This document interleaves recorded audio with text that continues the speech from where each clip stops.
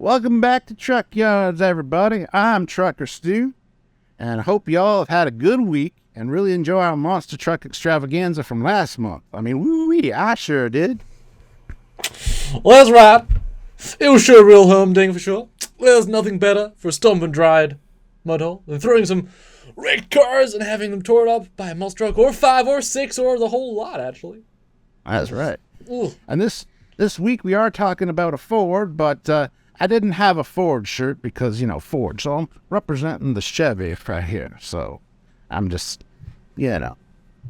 Anyway, everybody seemed to love the monster truck extravaganza for sure, so really happy about that. But this week, we are back to our regular scheduled episodes, and we will be taking a look at a true classic, the 1936 Ford Model 48 pickup.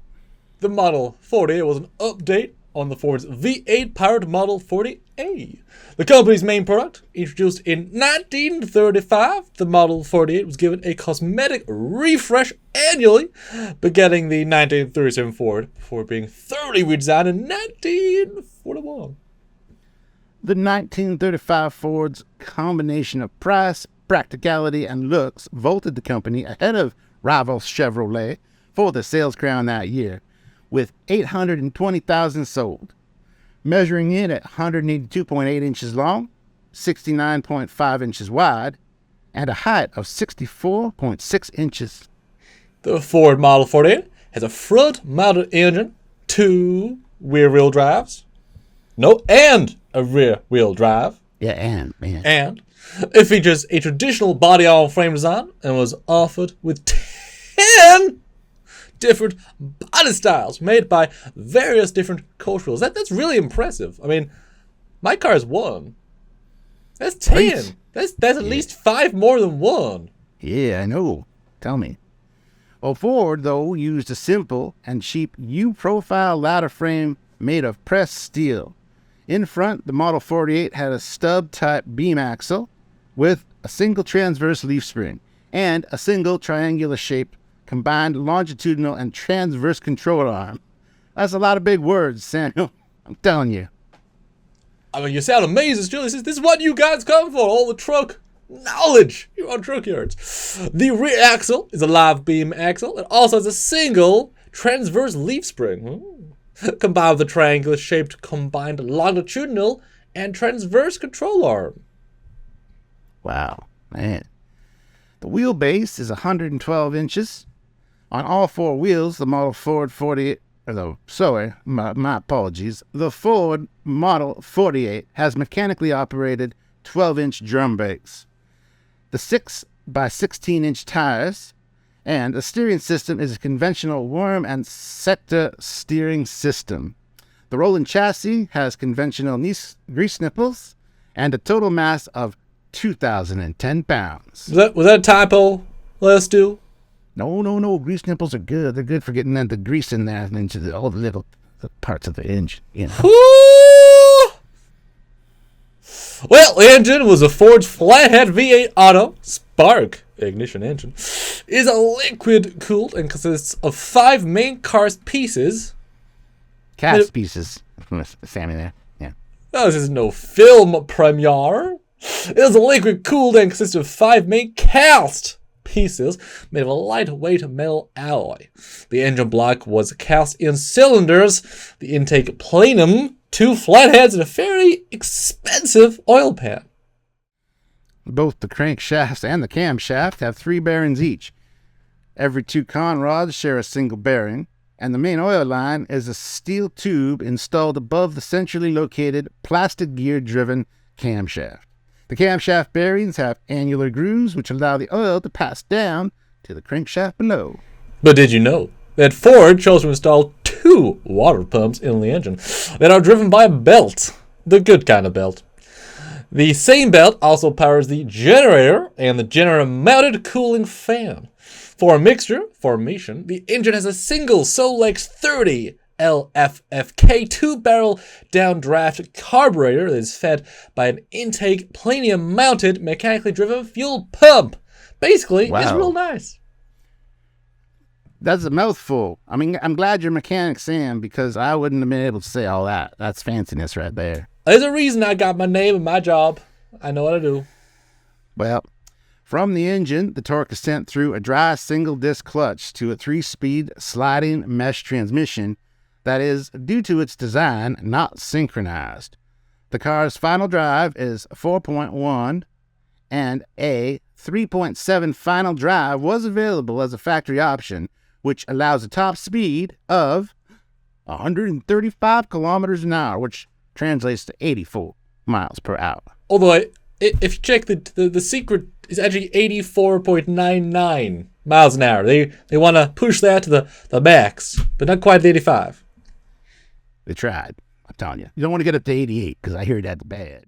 While we've been discussing this pickup version of the design, it is also worth pointing out there are in fact 7 different body and chassis types for this model, including a 2-door coupe, a 2-door roadster, a 4-door sedan, a 4-door convertible, a 3-door station wagon, a 3-door van, and finally, the 2-door pickup truck version.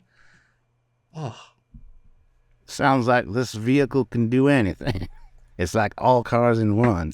It's like them Transformers movies where the car becomes another car. Right? Anywho, Chevrolet regained the sales lead at the end of 1936. Because Chevrolet, just saying. But the Ford still sold well.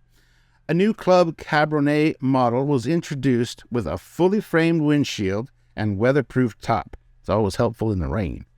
And the convertible sedan gained the popular integrated trunk back design. Well, the look was updated with an inverted pentagonal grille with an all... Pentagonal grille. It's the That's shape what I family. said! Okay. I'm just...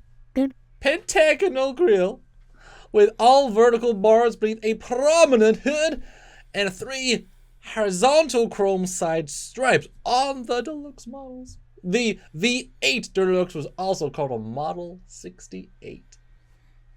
A concealed horn, long a prominent part of the Ford's design, also brought the car into modern times.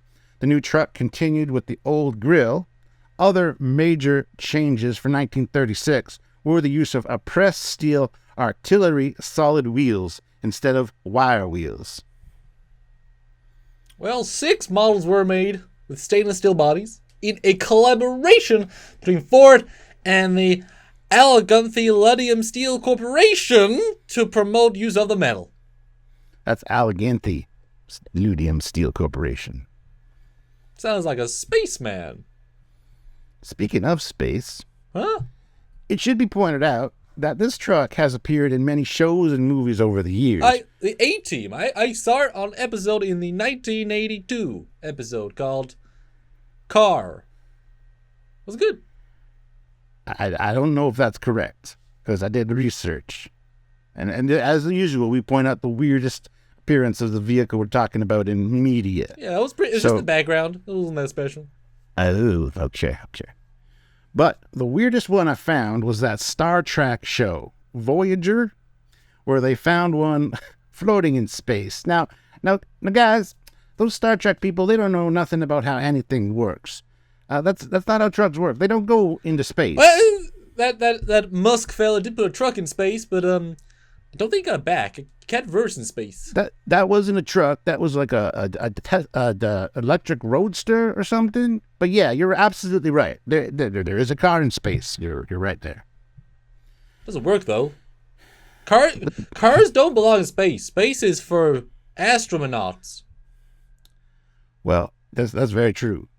But these Star Trek folk, they got everything confused and all wrong because they named the episode the 37s. Because apparently it's about a bunch of cars from 1937 that like end up in space or something. But guys, it's a 1936 truck. Come on, guys, get it right. Even I know you proofread your Hollywood scripts. Right? Well, they don't understand the real type things, those Star Trek people. In the episode, they find a trail of rust, like cars rust, high levels of ferric oxide, corroded iron particles, and such. Then they noticed complex hydrocarbons in the rust. Benzene, ethanol, acetylene. This is benzene, Yes. ethylene, and acetylene. Basically gasoline. Exactly, that's right. To find that truck drifting in space. Not sure how it goes. Not sure how it got there. I don't really watch that sci-fi stuff, but I mean, it was in the movies, I guess. It's pretty cool.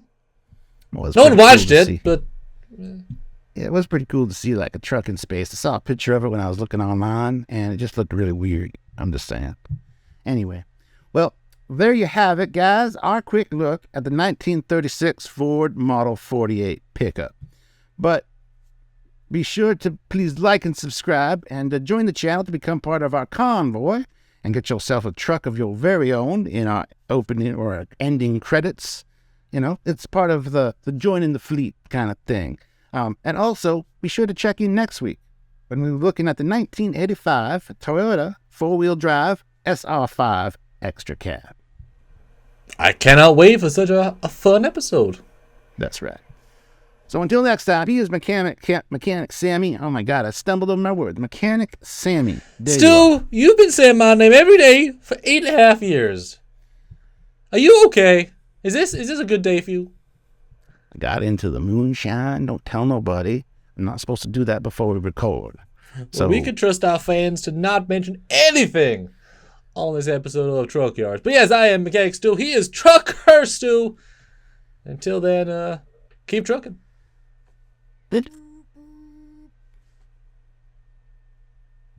And cut.